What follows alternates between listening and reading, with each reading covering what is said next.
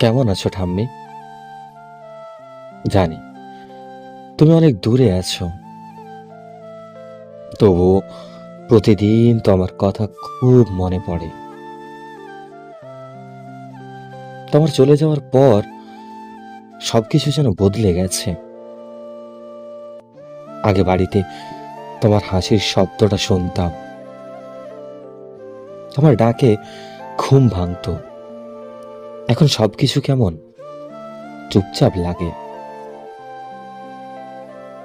জানো ঠাম্মি, আজও তোমার সেই গল্পগুলো খুব মনে পড়ে। ছোটবেলায় তোমার পাশে বসে কত গল্প শুনতাম, কত আদর পেতাম। তুমি থাকলে মনে হতো কোনো কষ্টই আমাকে ছুতে পারবে না।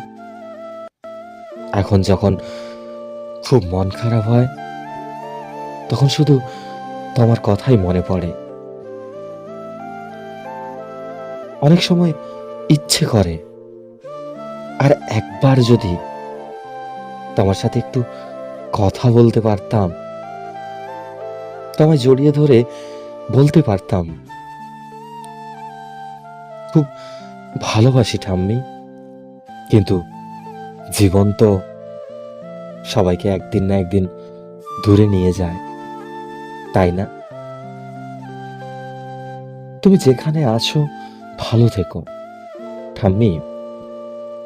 আর দূর থেকে আমায় একটু আশীর্বাদ করো। আমি আজও তোমায় ভীষণ মিস করি। এটি তোমার ছোট্ট মস্তান। কিন্তু ঠাম্মি, তোমার ছোট্ট মস্তান আর ছোট্ট নেই, এখন অনেক বড় হয়ে গেছে। আই মিস ইউ ঠাম্মি, আই মিস ইউ। সো বন্ধুরা, গল্পটা যদি ভালো লাগে চ্যানেলটি একটু সাবস্ক্রাইব করে দেবেন, বেল আইকনের অল ঘন্টিটা বাজিয়ে দেবেন, যাতে পরবর্তী গল্পগুলো আপনাদের কাছে খুব শীঘ্রই পৌঁছায়। ধন্যবাদ।